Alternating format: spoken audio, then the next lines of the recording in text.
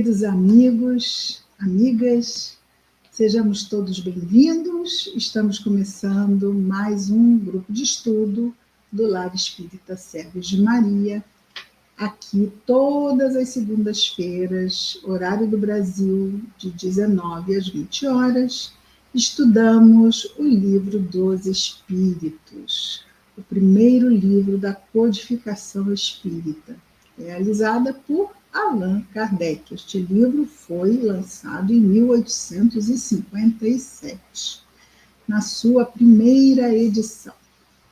Seja bem-vinda, Cecília, seja bem-vinda, Luciene, seja bem-vinda, Thelma, seja bem-vinda, Sayonara, seja bem-vinda, Rita, seja bem-vinda, Maria Zan, seja bem-vinda, Roberta, que está conosco aqui nos estúdios. Os estúdios, olha só que elegante, chique, não é? Eu na minha casa, ela na casa dela, mas estamos nos estúdios, não é? Do StreamYard. Muito bem, então sejamos todos muito bem-vindos. E, feito o preâmbulo, podemos convidar os amigos, como sempre, não é? Aqui identificadas as amigas, para curtirmos o vídeo, para nos inscrevermos no canal, caso ainda não tenhamos feito, e acionarmos o sininho. Assim seremos avisados pelo YouTube toda vez que o canal do Lar Espírita Servos de Maria lançar um vídeo, ok? Muito bem, nós temos aqui assistindo pelo Facebook, acho que hoje temos só quem está assistindo pelo YouTube. Olá, Adriane, seja bem-vinda. E para quem está em Portugal, o estudo acontece das 23 às 24 horas. Aquela hora em que talvez a nossa casa esteja mais calma, até para estudarmos, não é? Mas, independente disso, está aí a nossa vontade de estudarmos, e isto conta muito. E falando em vontade, a nossa mensagem inicial de hoje vai falar de vontade. Livro Palavras de Vida Eterna, do Espírito Emmanuel, psicografia de Francisco Cândido Xavier. E o título da mensagem 158, que é a nossa mensagem de hoje, fala de vontade, mas fala da vontade divina. A vontade de Deus, nosso Pai eterno, não é? E o versículo destacado por Emmanuel são palavras de Paulo, escrevendo aos Romanos, a igreja de Roma, não é? Porque Paulo fundou várias igrejas e escreve, então, suas epístolas, as suas cartas a essas igrejas. E esta aqui, aos Romanos, a igreja que ele fundou em Roma. Diz então Paulo: e não vos conformeis com este mundo, mas, ao invés da conformação, ele nos diz para que nos transformemos, mas transformai-vos pela renovação do vosso entendimento, para que experimenteis qual seja a boa, agradável e perfeita vontade de Deus. Nossa, a vontade de Deus é tida por Paulo como boa, agradável e perfeita. Ora, mas às vezes vemos Deus permitir coisas que não vemos, não é? Como boas, agradáveis ou perfeitas. E Deus, na sua vontade suprema de quem tudo sabe, que está em todos os lugares e que tem poder para tudo, permite muitas vezes que coisas que consideramos más aconteçam. Mas veja, coisas más acontecem como consequências de escolhas más que fazemos. E se Deus permite que estas consequências cheguem até nós, é para quê? Para que aprendamos a renovar o nosso entendimento. Só assim realmente conheceremos a vontade boa, agradável e perfeita de Deus. Daí, agora vemos que, quando Paulo nos diz que é preciso renovar o nosso entendimento para conhecer, ou seja, para fazermos boas escolhas e termos consequências boas, que é o que queremos. E para que se dê essa transformação, é necessário que nós não nos conformemos com o mundo, porque o mundo, muitas vezes, o quê? Nos induz exatamente a escolhas infelizes, a escolhas precipitadas, a escolhas que atendem às nossas necessidades imediatas de encarnado e não às nossas necessidades de espírito imortal, e muitas vezes nos pregamos peças, muitas vezes acabamos nos traindo, né? Traindo os nossos propósitos de sermos felizes, mas essa felicidade não virá com escolhas infelizes. Não é? Então, o nosso querido Emmanuel nos comenta assim este versículo, que vamos repetir. E não vos conformeis com este mundo, mas, em vez disso, transformai-vos pela renovação do vosso entendimento, para que, sim, experimenteis qual seja a boa, agradável e perfeita vontade de Deus. Comenta Emmanuel, expressa-se a vontade de Deus pelas circunstâncias da existência. Todavia, devemos apreendê-la, essa vontade, na essência e no rumo, o que nos dará, nos será claramente possível. Não só pelos avisos religiosos que nos ajudam a procurar esta verdade, nem pelos constrangimentos da terra que nos impelem a compromissos determinados. Sim, cada um de nós vem com um planejamento reencarnatório, não é? Então, em determinadas fases da nossa vida, nós vamos passar por situações que vão nos servir de provas, não é? Exercícios que vão definir muitas coisas em nós. Ou aprendemos e passamos à frente, ou não aprendemos, fazendo escolhas ainda que não condizem com a lei de Deus, e aí necessariamente seremos constrangidos a repetir essas experiências, essas provas, aí então já chamadas de expiações, não é mesmo? Lembrando aqui, seja bem-vinda, Ana Vanessa, seja bem-vinda, Andréia, seja bem-vinda, Marta. Lembrando aqui que se tivermos dúvidas, comentários, fiquem à vontade de escrever no chat, ok? Sim, é isso mesmo, Roberta, estás me passando aqui uma mensagem mental que eu acabei de captar. Na semana passada, nós fizemos um comentário sobre desencarnações coletivas, lembram disso? Falamos aqui sobre a tragédia do Circo de Niterói, em 1961. Falamos que existe uma história no livro Cartas e Crônicas, psicografado por Chico Xavier, do espírito Humberto de Campos, o irmão X. A tragédia do circo é o nome da história, que explica, então, vamos dizer assim, a origem da necessidade reencarnatória para os vários espíritos que resgataram as suas escolhas infelizes juntos no Circo Pan-Americano em 1961, na cidade de Niterói, no estado do Rio de Janeiro. Falamos também sobre o Andraus, mas o Andraus foi equívoco, porque não há não que foi equívoco que aconteceu, né? O que aconteceu, o Andraus foi um incêndio que aconteceu na cidade de São Paulo em 1972.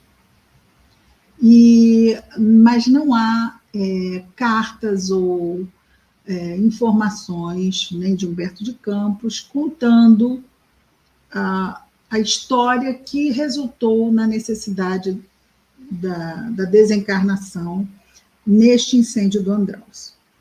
Fomos fazer aquela pesquisa amiga que gostamos e falamos do Joelma no DVD, no filme, não é? Joelma, 23º Andar, que conta a história de uma moça, a Volquemar,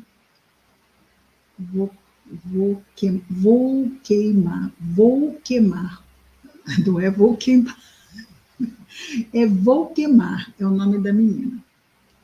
A Volquemar, ela aparece no filme com a atriz que é filha do Paulo Goulart e da Anissete Bruna, como é o nome da menina?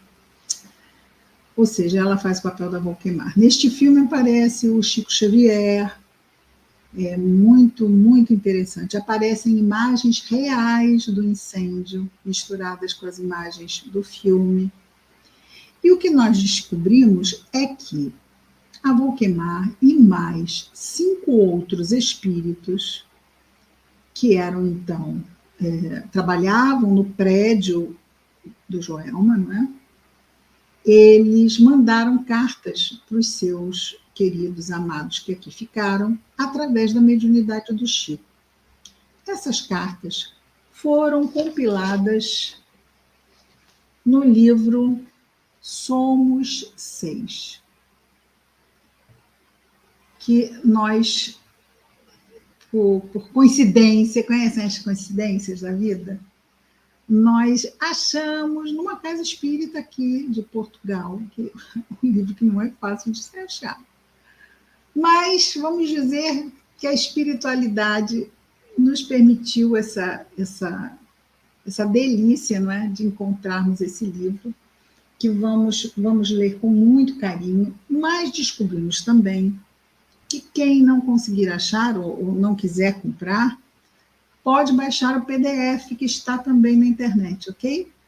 Então, aqui estão as cartas que foram recebidas pelos espíritos através da mediunidade do Chico, né? Está aqui, Francisco Cândido Xavier, vários espíritos, na verdade, 6. E o Caio Ramaciotti foi aquele que produziu o livro. Ele, né, compilou, pegou as cartas e ele, então, montou o livro. Fica como se diz, a sugestão de leitura. Essas informações todas estão nos comentários, logo no início do vídeo da semana passada, que a nossa Roberta fez a gentileza de lá colocar essas informações, não é? Então, no vídeo do estudo da semana passada, nós falamos do Andraus, mas estamos aqui retificando, não é? Para isto que acabamos de trazer. Gente, eu terminei, Roberta, de ler a mensagem? Eu acho que não, eu terminei. Que coisa incrível. E isso por quê? Porque estamos falando aqui da vontade divina, né? E se não fazemos boas escolhas, foi isso, Roberta, não fazemos boas escolhas, depois vem o quê? Vem a consequência. E as consequências não precisam vir na próxima encarnação, porque às vezes são consequências muito, vamos dizer assim, muito difíceis de serem enfrentadas e precisamos nos fortalecer. Vamos ver no caso, por exemplo, do circo, do incêndio do circo, que foi mais ou menos no tempo, sim, mais de 1000 anos que esses espíritos levaram para reparar diante da própria consciência vamos dizer, o plano infeliz que deram consecução lá ainda no início da fase dos primeiros cristãos, não é? Dos martirizados, ainda antes de Roma se converter ao catolicismo, que se deu no século IV. Bom, porque a vontade de Deus é boa, agradável e perfeita.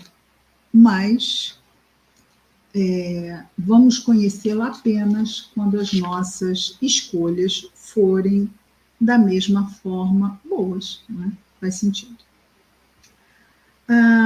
E daí lembramos do que falamos, porque esse retorno nos levou à questão da desencarnação coletiva. Vamos voltar aqui.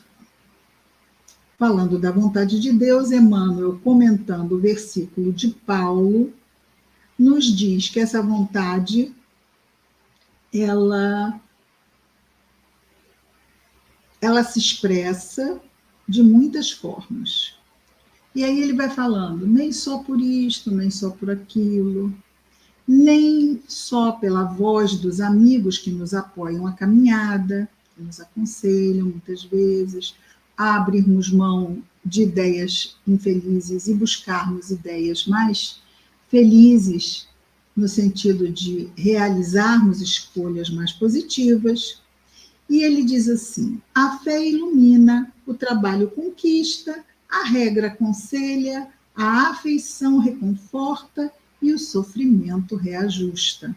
No entanto, para entender os desígnios divinos a nosso respeito, é imperioso renovar-nos em espírito, largando a era é aquela planta que sobe nos muros, não é? Largando a era do conformismo que se nos arraiga no íntimo.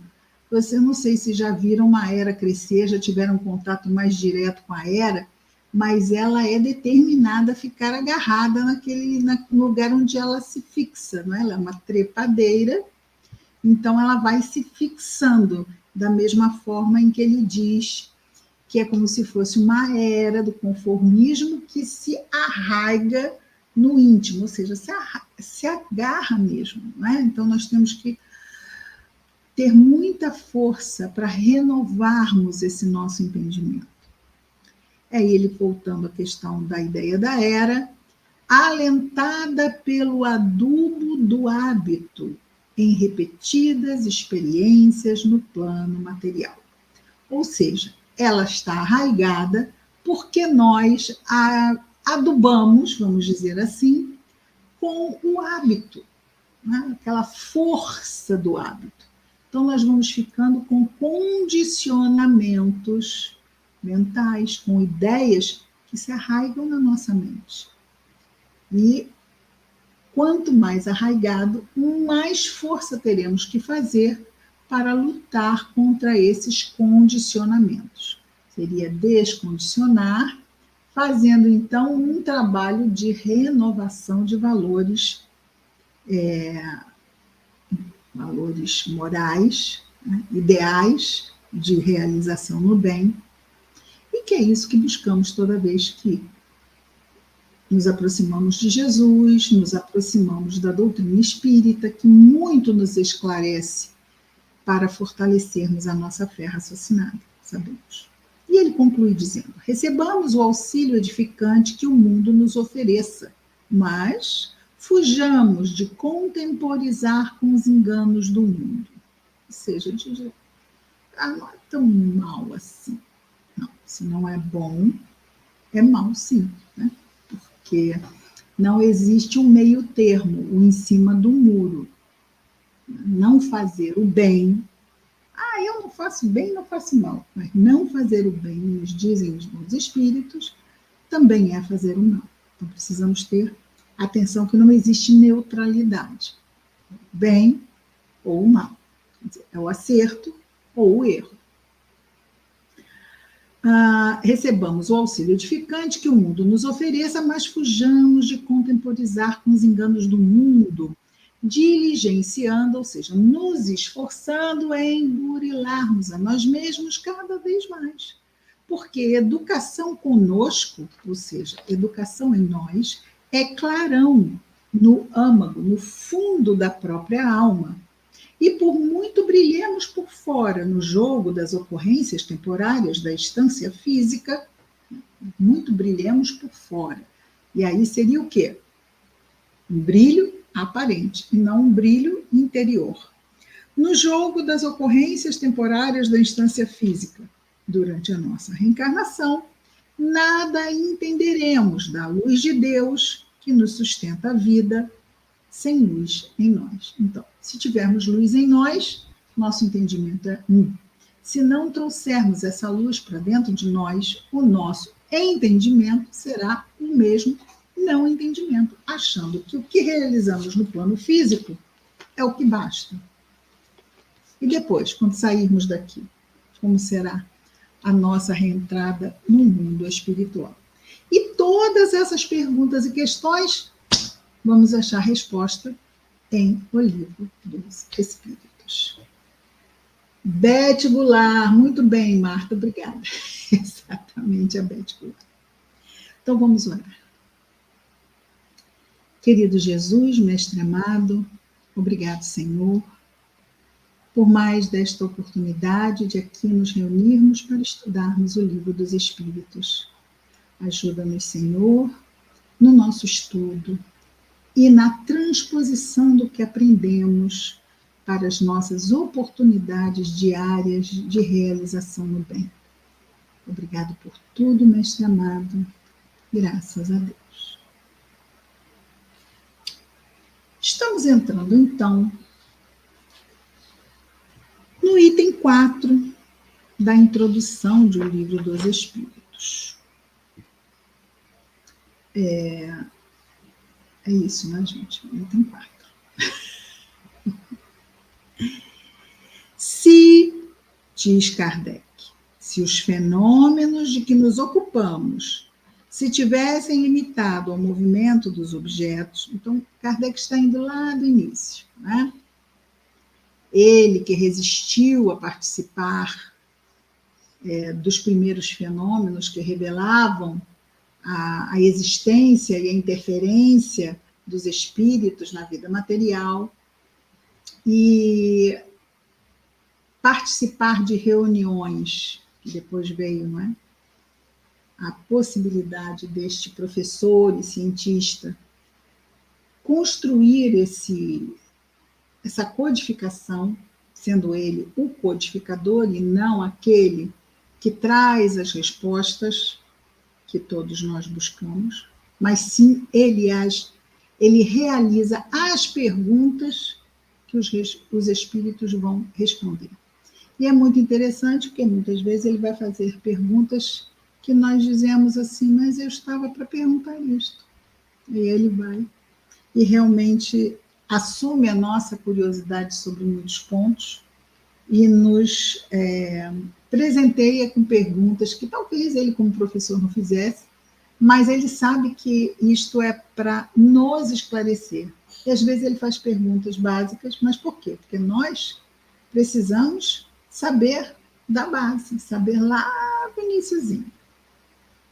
Ele diz, se os fenômenos de que nos ocupamos se tivessem limitado ao movimento dos objetos, teriam permanecido, como dissemos lá no item anterior, no domínio das ciências físicas. Ora, se fossem só movimentos de objetos, a questão é que os objetos respondiam perguntas, mas não pode ser, porque objeto, como é que o objeto vai responder perguntas? Tem que ter alguma coisa manipulando os objetos. Mas não foi isso que aconteceu, diz Kardec. Os fenômenos não eram simplesmente físicos, como acabamos de dizer. Cabia-lhes colocar-nos na pista, cabia a esses fenômenos colocar-nos na pista de fatos de ordem singular. Acreditaram haver descoberto, não sabemos pela iniciativa de quem, que a impulsão dada aos objetos não era somente produto de uma força mecânica cega, mas que havia nesse movimento a intervenção de uma causa inteligente. Uma vez aberto, esse caminho era um campo inteiramente novo de observações. Era o véu que se levantava sobre muitos mistérios. Haverá, com efeito, uma potência inteligente? Tal a questão. essa potência existe. Qual é ela? Qual a sua natureza? Qual a sua origem? Essa potência está acima da humanidade? Tais são as outras questões que decorrem da primeira. As primeiras Tudo bem, gente? Se tiverem alguma questão, por favor, coloquem. Então, olha. Haverá com efeito uma potência inteligente? Essa é a primeira pergunta. Tal a questão. Se a potência existe, outra pergunta. Qual é ela? Qual a sua natureza, a sua origem? Outra pergunta. Está acima da humanidade? Tais são as outras questões que decorrem da primeira. Então, a primeira há uma potência inteligente? Uma potência, uma força inteligente? Ele continua. As primeiras manifestações inteligentes se produziram por meio de mesas que se levantavam e com um dos pés davam um determinado número de pancadas, respondendo desse modo por sim ou por não, conforme fora convencionado a uma questão proposta.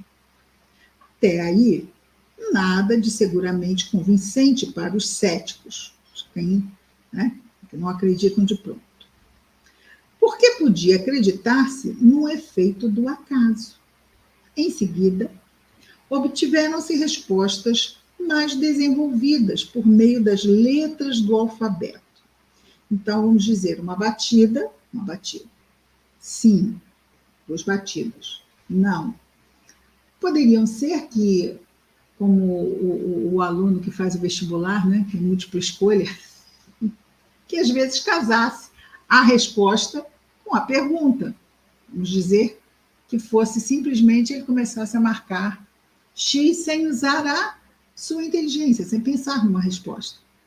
Poderia calhar que, se fosse um efeito físico, uma batida, coincidisse com o sim que era esperado para aquela pergunta. Mas não parou nas batidas. Por isso que ele diz que, às vezes, os mais céticos relutavam em aceitar a questão que a batida queria representar que uma inteligência estava se manifestando com um sim ou com um não. Mas a questão, então, ficou mais adiantada quando, além de sim ou não, conforme fora convencionado, passou-se também a quê?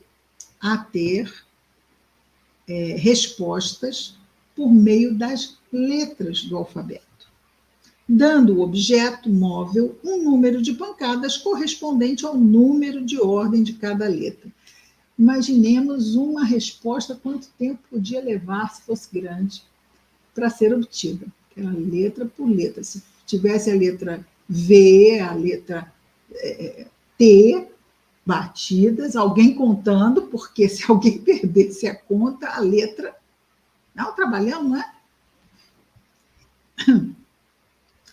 Então, o número de pancadas correspondente ao número de ordem de cada letra chegava-se a formar palavras e frases que respondiam às questões propostas.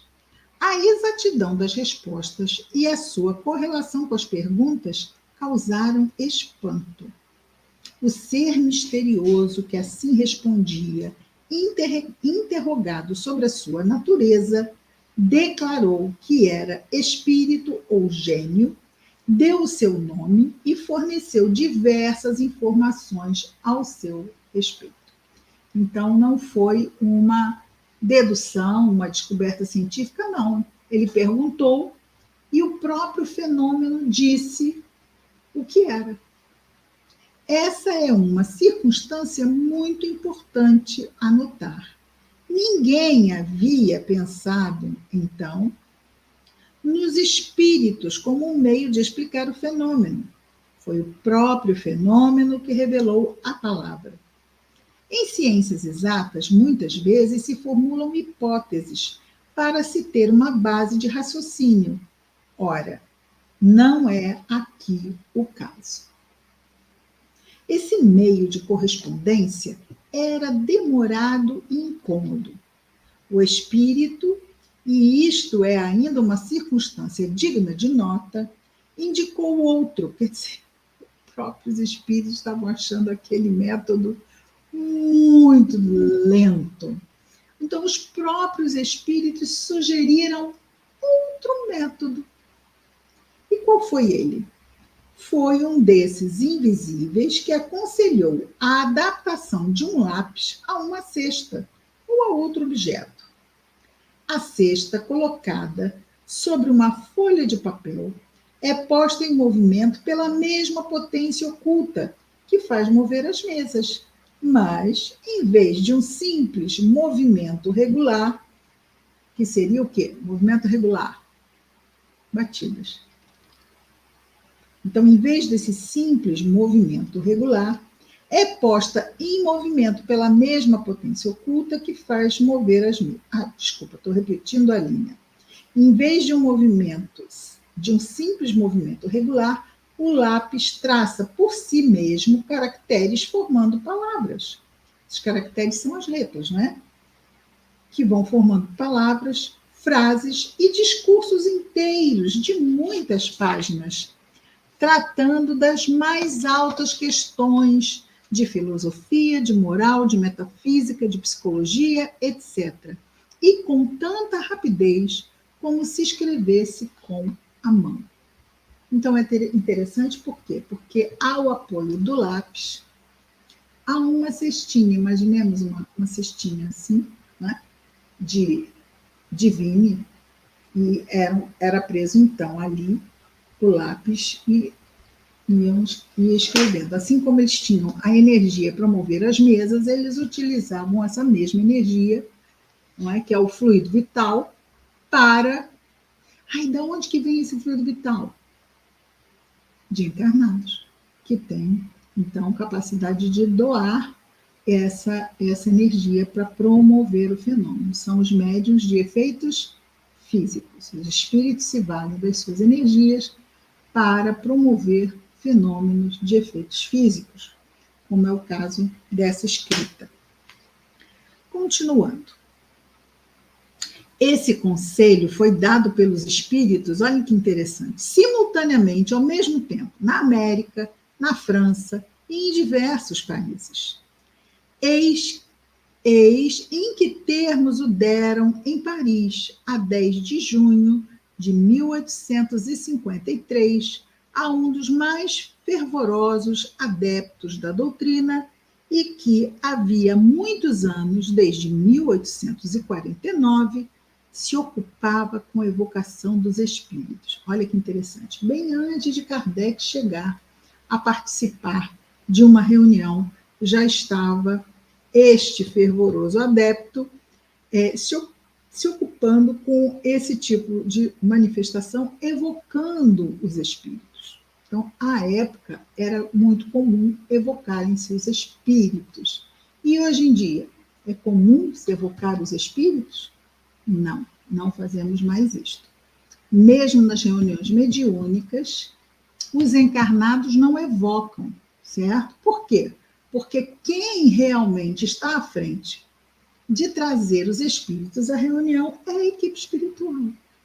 Então, ela vai trazer os espíritos ao tratamento que é possível através das reuniões mediúnicas, que eles consideram que seja. Porque, vamos imaginar, nós vemos casas separadas, mas muitas vezes as equipes espirituais trabalham com mais de uma casa. Às vezes nós precisamos de um médium de uma determinada característica para atender um determinado espírito. Por exemplo, um suicida. Não é qualquer médium que atende um suicida. Então, é preciso haver características específicas. Se aquela reunião mediúnica não tem esse tipo de médium, o que adianta evocar? Né? Então, aos cuidados da equipe espiritual, toda vez que houver, nesse nosso exemplo, um suicida, ele será encaminhado para ser atendido numa reunião mediúnica, no plano físico, que tenha um médium com condições de recebê-lo. Faz sentido, não é? acontecia isso com a nossa querida médium Ivone do Amaral Pereira, que recebeu a obra Memórias de um Suicida. Então, ela mesma conta isso. E até mesmo em desdobramento do sono físico, ela também era levada, porque também acontecem reuniões mediúnicas no mundo espiritual e atendimento a sofredores. E muitas vezes encarnados em desdobramento do sono físico, e não apenas espíritas, porque os espíritos não são espíritas, os espíritos são espíritos e podem ser de qualquer religião, até mesmo ateus, não é? Do lado de lá, se tem uma visão da vida que eles não vão trazer quando acordarem, não é? Estamos falando de pessoas desdobradas e que tenham condições de ajudar. Então, nós sabemos que existem muitos ateus com um enorme coração. E é claro que, sendo procurados pelos bons espíritos no mundo espiritual, quando desdobrados do sono físico, e sendo, vamos dizer, convidados ao trabalho, muitos não haverão de se negar a esse trabalho, não é? Porque assim como temos ateus muito bons e muito cristãos, embora não se percebam, temos muitos cristãos que parece que não têm se aproximado muito do Cristo, não é? Continuando aqui. Ah, que bom, estamos num bom tempo. Continuando aqui, vamos ouvir então o que disse o Espírito em 10 de junho de 1853 a esse dedicado adepto da doutrina. Vai buscar no quarto ao lado a cestinha. Prende nela um lápis. Coloca sobre o papel e põe os teus dedos sobre a borda. Então, os dedos na borda da cestinha daria o quê? Estabilidade à cestinha, né? Eles poderiam fazer isso sem a cestinha? Não fizeram depois sem a cestinha? Depois os médicos começaram a pegar no lápis, deixaram a cestinha, não é? Mas até mesmo porque tudo era muito novo. Eles também foram construindo um entendimento deles, aos poucos. Continuando. Alguns instantes após, a cesta se pôs em movimento e o lápis escreveu de modo bem legível esta frase: o que vos digo aqui, eu vos proíbo expressamente de dizer a alguém. Da próxima vez que escrever, escreverei melhor.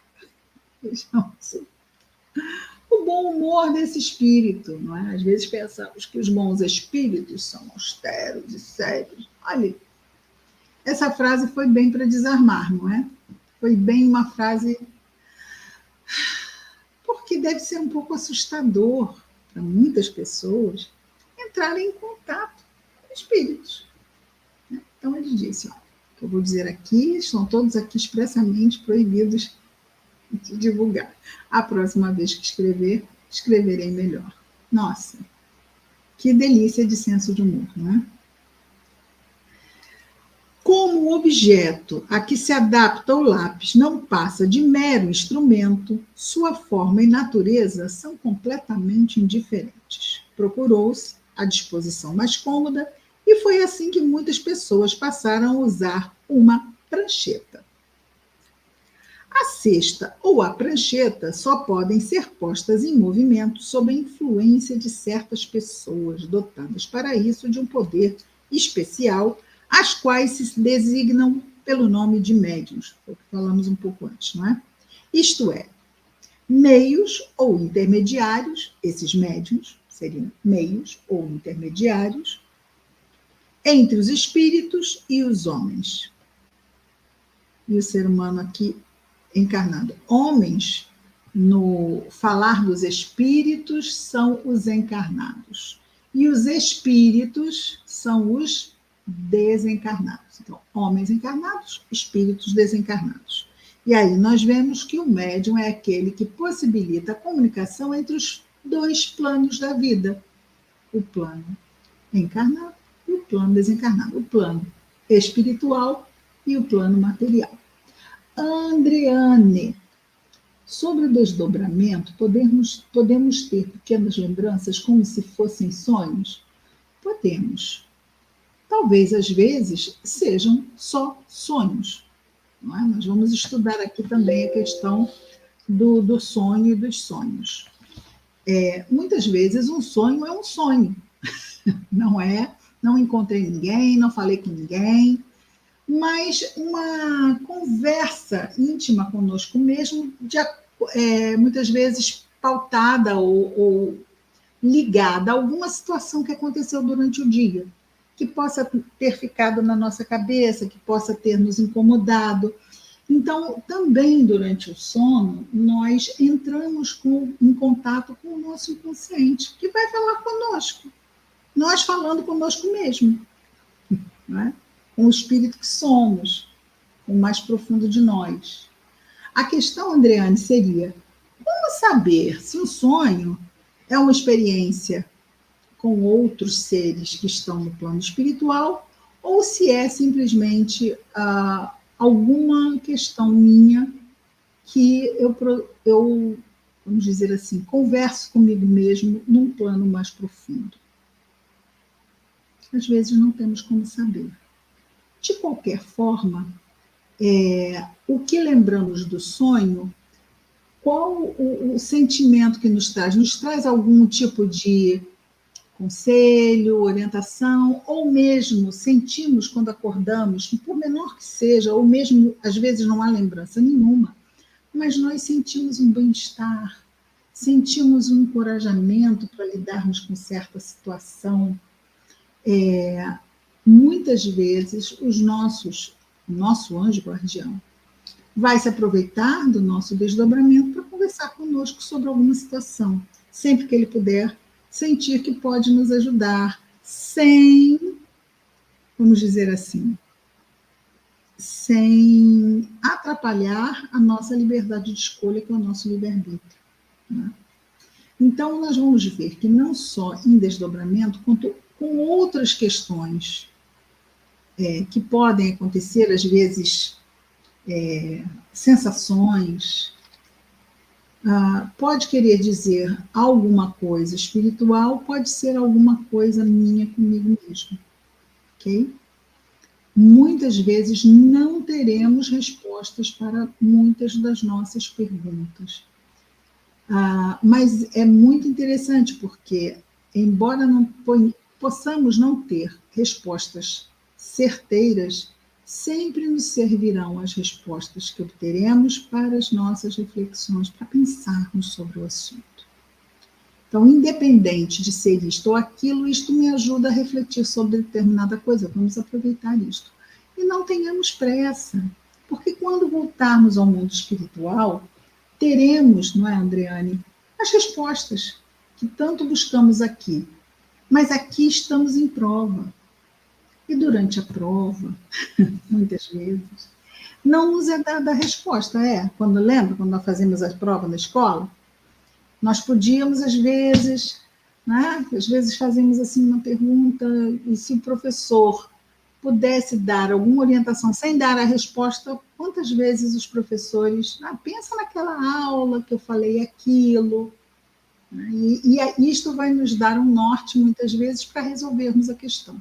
A mesma coisa também vai acontecer com os bons espíritos. Eles vão tentar nos ajudar a encontrar a melhor escolha, mas camuflados, para que o mérito da escolha boa seja nosso. Não é? Isso, claro, nós pensando em termos de boas escolhas. E temos que ter cuidado, porque dependendo de como estivermos nos sentindo, mais tristinha, desabatida, desanimada, isso pode atrapalhar de ouvir os bons espíritos. Portanto, como saber se algo que nos chega à mente é nosso ou é de um espírito? E o que os espíritos nos dizem não importa se é um espírito que fala ou se somos nós. Eles dizem, Se for bom, faça. Se não for bom, não faça. Né?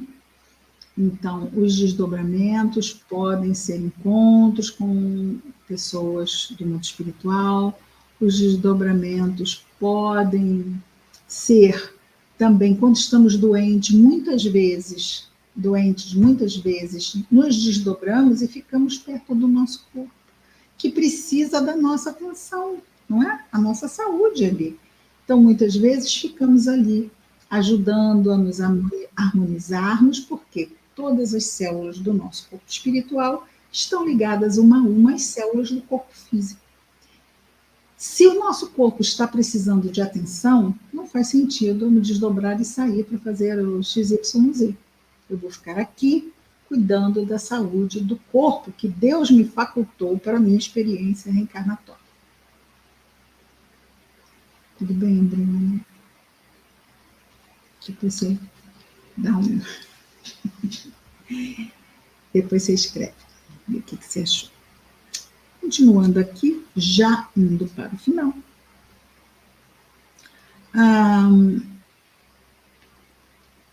Sim, a gente está falando dos médiuns, não é? Que doam essa energia, conforme falamos, os médiuns de efeitos físicos, que doam os fluidos, né, chamado ectoplasma, já ouviram falar sobre isso, né?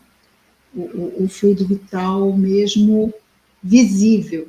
Muitas vezes vemos aqueles médiuns, se pegarmos alguma obra, até mesmo na internet, materialização, né, vamos ver ali o Peixotinho, nós temos algumas imagens dele no momento em que ele doa o ectoplasma para as materializações, não é? Então sai aquele ectoplasma pelos ouvidos, sai pela boca, sai pelas narinas, é muito, muito, muito interessante. E o ectoplasma é muito sensível, né? Então nós temos que ter muito cuidado para não prejudicarmos aquela matéria que está saindo do médium. Por quê? Porque ele precisa dela para a sua encarnação, não precisa? Então, nós temos que ter muito cuidado para não prejudicar. A guisa. Obrigada, meu anjo. A guisa de informação sobre essa questão, como é que nós podemos prejudicar o médium? Ora, o espírito lá se materializa, isso já aconteceu com o espírito materializado pelo... Vou lembrar o nome do médium. Já faleceu. E ele era um médium de materialização, Julinho. E então, numa das reuniões, se materializou o espírito de Sheila. Já ouviram falar de Sheila? Era uma enfermeira da Primeira Guerra Mundial e que Dr. Bezerra de Menezes a trouxe para o Brasil, né? Ela estava lá no espaço da Alemanha, isso foi na Alemanha, a Sheila. E aí a Sheila se materializou e saiu da cabine onde estava o médium e foi para o salão onde estavam as pessoas, haviam assistentes, não é? E era uma materialização, não é? Luminosa.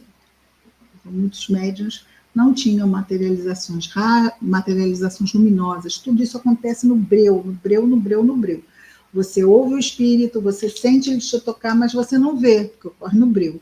Mas alguns médiuns, Chico tinha isso, Peixotinho tinha isso, tinham então as materializações luminosas. Nós não, porque eu nunca vi.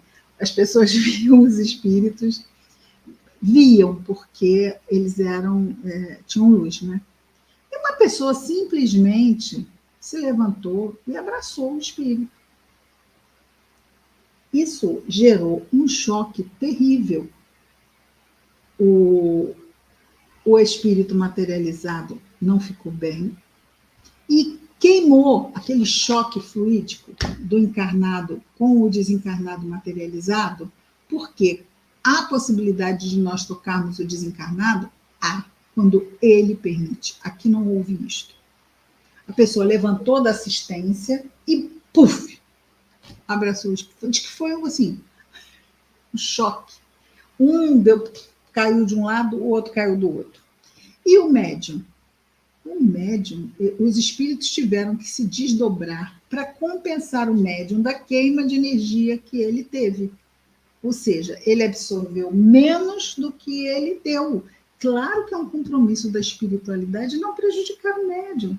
Então, qualquer serviço que é feito em termos de mediunidade, o médium, pelo contrário, ele sai melhor do que ele entrou, e não pior. E o que aconteceu com o Julinho? E eu tive a oportunidade de vê-lo uma única vez no encontro. Ele usava bengala. Por quê?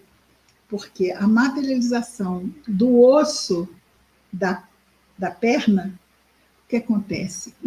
Tem médiuns que eles doam tanto que eles ficam invisíveis. Eles doam tanta matéria para a materialização do espírito que depois é como se fosse uma retomada, não é, do corpo físico dele. Então, ele teve uma parte do fêmur que não se materializou direito. Ele teve uma perda fluídica. E, claro, foi culpa de quem? Aquela história, né? Da invigilância. Né? Então, hoje nós temos, assim, é raro, muito raro uma materialização acontecer, não é? Até porque já sabemos, já conhecemos, está aí registrado, podemos estudar, não há mais necessidade dos espíritos mostrarem, não é? Olha, pode isto, pode aquilo. Muito bem, finalizando aqui, nós temos apenas mais um parágrafo, que aliás já até começamos a ler. As condições que facultam esse poder se prendem a causas, ao mesmo tempo físicas e morais, ainda imperfeitamente conhecidas, dessa doação de energia para o fenômeno acontecer, como ele está falando aqui, não é? Dessa manifestação com prancheta, com cesta, ainda imperfeitamente conhecidas, porquanto se encontram médiuns de todas as idades, de ambos os sexos e em todos os graus de desenvolvimento intelectual. Essa faculdade, entretanto, se desenvolve pelo exercício. Então, vê-se isso também em reuniões mediúnicas e também nas questões morais. É uma faculdade a mediunidade. Então, também as questões morais, elas vão pesar para o médium, porque se ele não tiver condições morais em que se sustentar, que tipo de espíritos se valerão da sua faculdade, não é? Ele está em risco, pode ser envolvido por uma obsessão. Então, é importante para todos nós, porque está lá no início do livro dos médiuns, o segundo livro da codificação espírita. Todos nós somos médiuns. Todos nós sintonizamos com espíritos, mas não percebemos, não é uma mediunidade ostensiva, é uma mediunidade estática, não mostra efeito explícito. Às vezes intuímos, temos aquelas ideias, de repente, não estava pensando nisso, e de repente me veio assim aquela ideia. Então, às vezes, recebemos essas ideias. E precisamos ter o quê? Esse cuidado moral, porque a sintonia boa nos levará à conexão com bons espíritos. E a sintonia má, pela nossa incúria, invigilância, e, vamos dizer assim, incúria e vigilância está bem, né? Nos colocará em contato com espíritos que sintonizarão em ondas baixas, em frequências baixas. Então, todos nós precisamos tomar cuidado. Mas é claro que os médiuns, com essa ostensividade, poderão ser mais, vamos dizer assim, fortemente influenciados de forma negativa se não estiverem muito atentos, ok? Vamos terminar por aqui. Hoje terminamos o item 4. Alguma questão?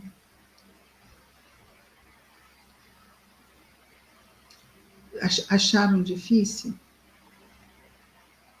Muitas perguntas podem surgir, não é? Olha, nós estamos só na introdução, não estamos a ver perguntas e respostas ainda. Então, não vamos subestimar o nosso codificador. Allan Kardec, ele está fazendo aqui na introdução um nivelamento, está trazendo um nivelamento para todos nós, ao começarmos na questão 1, estarmos o mais nivelados possível, para juntos começarmos esta maravilhosa aventura de enriquecimento do nosso conhecimento espírita. Então, vamos fazer a nossa prece final. Não tivemos mais nenhuma questão colocada.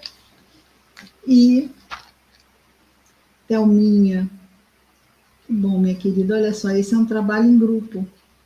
Fica parecendo que só eu estou falando, mas olha, não só temos aqui a equipe espiritual, temos todas vocês juntas aqui. E todos nós criamos uma vibração em conjunto, independente de onde estamos juntos, mentalmente unidas, e disto tudo a espiritualidade se vale também para poder, vamos dizer assim, nos ajudar. E não só agora, veja, eles estão anotando as dúvidas da Rita, da Maria, da Andreane, da Marta, da Andréia, da Ana Vanessa, da... A gente para cima, da Sayonara, que eu já estou aqui embaixo. E vão, durante a semana, vão trazer questões que a gente vai começar assim, mas isso aqui não sei o quê. Questões que eles vão trabalhar conosco também durante esta semana. Sayonara, Luciene, Cecília, Thelma, então todos nós aqui, Roberta e eu, fora os que não se manifestaram no chat, né? E outros que assistirão em outros momentos, a espiritualidade, principalmente o nosso anjo guardião, vai estar acompanhando e nos ajudando a refletir durante toda esta semana. Então, vamos fazer a nossa prece. Roberta quer fazer, Roberta? Obrigada. Então, eu falo. Querido Jesus, Mestre querido, abençoa, Senhor, ao nosso querido codificador Allan Kardec, por este trabalho tão lindo e tão rico de nos trazer essa compilação, essas perguntas, essa seleção de respostas a um nível tão alto que nós podemos ainda, nesta encarnação e em outras tantas que virão, nos aproveitarmos de todo este bem que chegou até nós.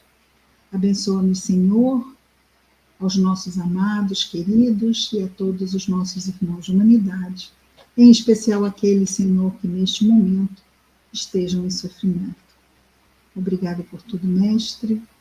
Graças a Deus. Um beijo grande no coração de todos e de todas. E aqui estaremos de volta na próxima segunda-feira. Muita paz a todos.